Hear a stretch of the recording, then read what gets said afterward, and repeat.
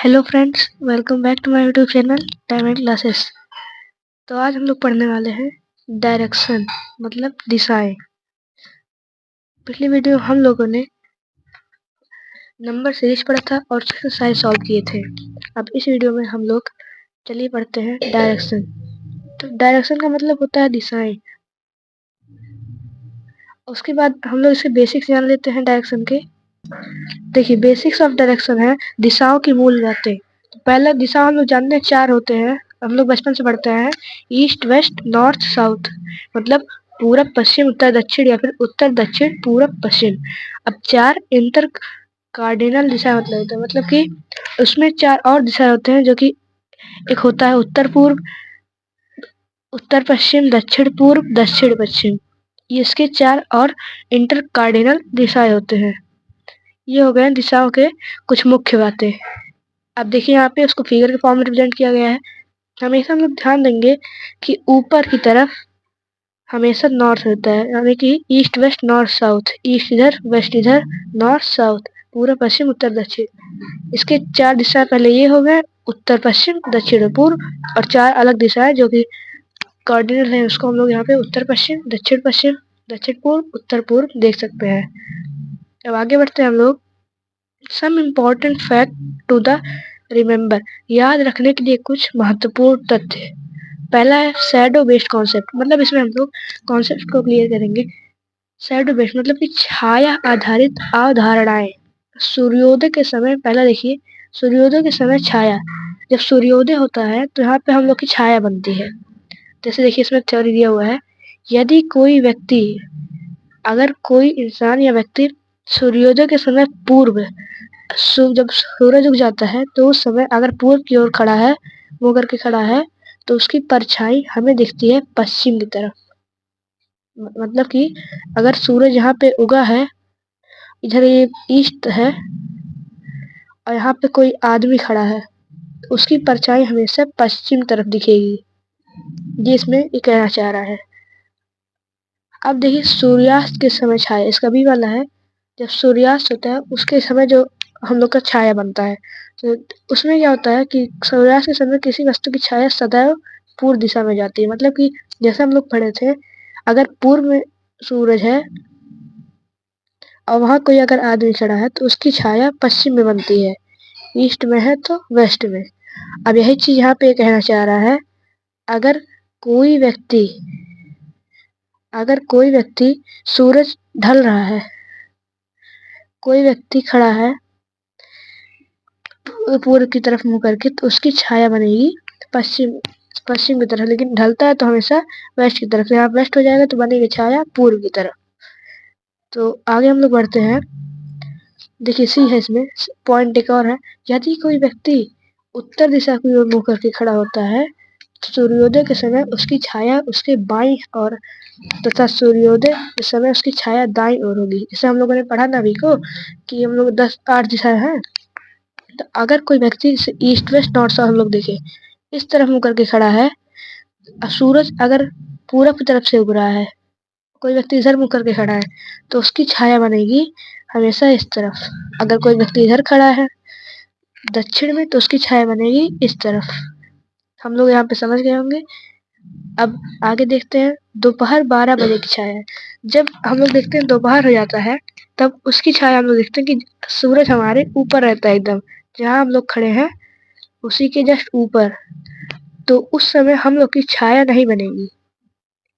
दोपहर 12 बजे सूर्य की किरणें लंबवत नीचे की ओर हो जाती हैं, तो उसकी किरणें जो होती हैं वो हमेशा नीचे की तरफ हो जाती हैं, इसलिए दोपहर में हम लोग की छाया नहीं बनती है।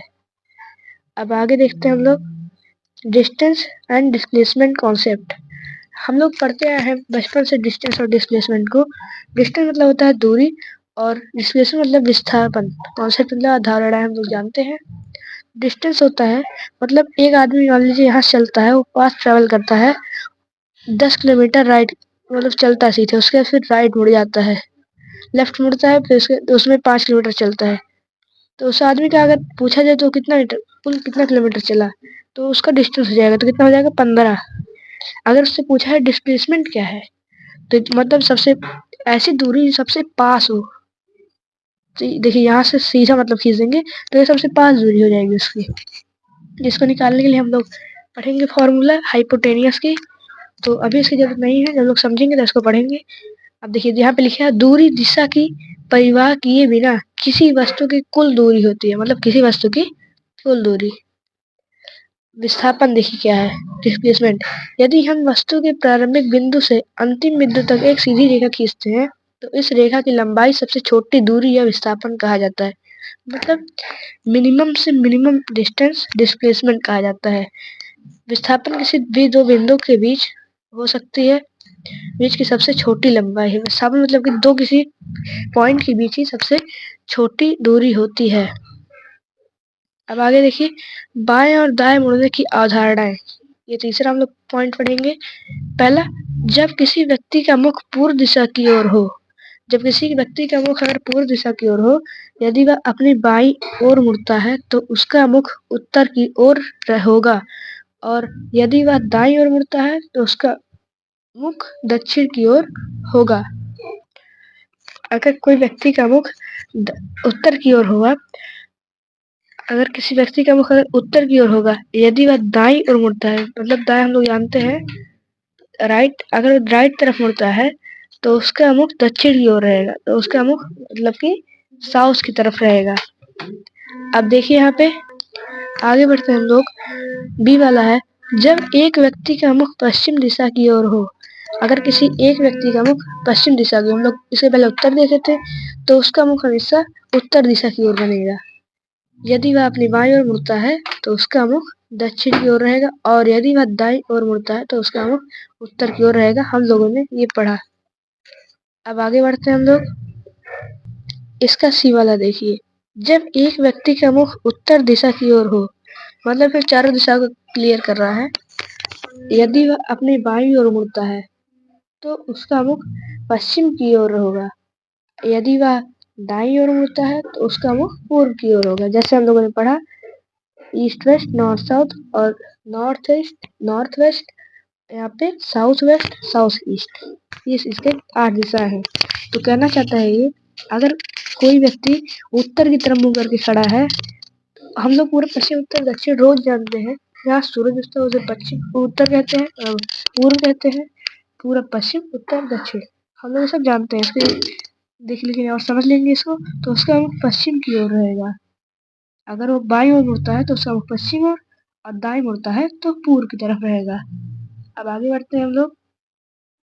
आगे देखिए, जब एक व्यक्ति का मुख दक्षिण की ओर हो, अगर किसी व्यक्ति का मुख दक्षिण की ओर हो जाता है तो देखिए यदि वह अपनी बाईं ओर मुड़ता है, अगर वो बाईं ओर मुड़ता है तो उसका मुख पूर्व की ओर हो जाएगा। यदि अगर हम लोग देखें तो यहाँ पे अगर कोई व्यक्ति दक्षिण की तरफ मुंह करके फेस करके खड़ा है तो उसका अगर वो बाईं तरफ मुड़ता है, मतलब कि लेफ्ट तरफ मुड़ता है, तो उसका मुख पूर्व की ओर हो जाएगा। यदि वह दाईं ओर मुड़ता है तो वो पश्चिम की ओर हो जाएगा। यहाँ पे ये कहना चाह रहा है। अब आगे बढ़ते हैं। तो अब देखिए कोणीय गति अवधारणा, ये इसका चौथा पॉइंट है, मतलब इसके 4 टाइप है कुल। कोणीय गति देखेंगे। पहला है दक्षिणावर्त। दक्षिणावर्त मतलब कि क्लॉकवाइज। हम लोग बचपन स्कूल में पढ़ते थे, योग करते थे उसमें पीटी में अर्धावृत दक्षिणावर्त और वामावर्त ये सब रहता था। तो दक्षिणावर्त मतलब होता है क्लॉकवाइज। क्लॉकवाइज मतलब कि इधर की तरफ घूमना। हम लोग घड़ी में भी सब पढ़ेंगे। दाईं ओर की गति को दक्षिणावर्त गति कहा जाता है। दाईं मतलब कि राइट साइड, राइट साइड की जो गति होती है उधर मुड़ता है या फिर कहीं होता है तो उसी को दक्षिणावर्त कहा जाता है। देखिए यहाँ पे एक गोला बना हुआ है, उसमें पूरा ईस्ट वेस्ट नॉर्थ साउथ मतलब जो डायरेक्शन होते हैं 8 वो पूरा दिया हुआ है। ये 45 डिग्री है, हम लोग ये सब पढ़े हैं मैथ्स में। ये 90 डिग्री है, ये 135 डिग्री है, ये सीधा हम लोग जानते हैं 80 होता है, उसके बाद 225, फिर 270, 970 डिग्री हो जाएगा, उसके बाद 315, फिर 360, तो इसके क्लॉकवाइज हो जाएंगे। अब एंटी क्लॉकवाइज देखिए तो एंटी क्लॉकवाइज मतलब वामावर्त दिशा। अब देखिए इसका डेफिनेशन सेम होगा लेकिन थोड़ा सा बस अलग होगा। बाई वहाँ दाई था, यहाँ बाई ओर की गति को वामावर्त गति कहा जाता है, मतलब कि जो इस तरह से रोटेट करे। तो यहाँ पे देखिए वही चीज दिया हुआ है, पूरा एंगल बना हुआ, लेकिन इस बार जो एंगल है वो इधर से शुरू हो रहा है। 45 देखिए, 90, 135, 180, 225, 270, 315, 360 या फिर 0 डिग्री। देखिए ये रिफ्लेक्स कॉम्प्लेक्स एंगल पड़ जाता है ना, देखिए वामावृत्त ये दिशा हो गया। तो इस तरह से हम लोग इसके पूरे थ्योरी को पढ़ चुके हैं। अब अगली वीडियो हम लोग इसके एक्सरसाइज सॉल्व करेंगे। आपको इस चैनल पे ढेर सारी वीडियोस पढ़ाए जाएंगे जिसमें कि आप रीजनिंग या फिर ये सब किताब आप लोग अच्छे से समझ सकते हैं। अगर आपने नंबर सीरीज नहीं देखा तो तुरंत जाइए, वो वीडियो इसी चैनल पे अपलोड है। इसके 3 पार्ट में बनाए हैं जो कि बहुत छोटे छोटे हैं, 10 से 15 मिनट की वीडियो है, तो आप लोग उसे जरूर पढ़िएगा। अब यहाँ पे हम लोग पढ़ रहे हैं घड़ी, तो घड़ी को आप लोग यहाँ शुरू कर दीजिए और फिर वीडियो नंबर सीरीज पढ़ा, तो नंबर सीरीज को भी जाके पढ़िए। तो बाकी इस वीडियो में बस इतना ही। अब मिलते हैं अगली वीडियो में। अगर आपको मेरा वीडियो पसंद आया हो तो मेरे वीडियो को लाइक शेयर कमेंट जरूर कीजिएगा। तब तक के लिए धन्यवाद।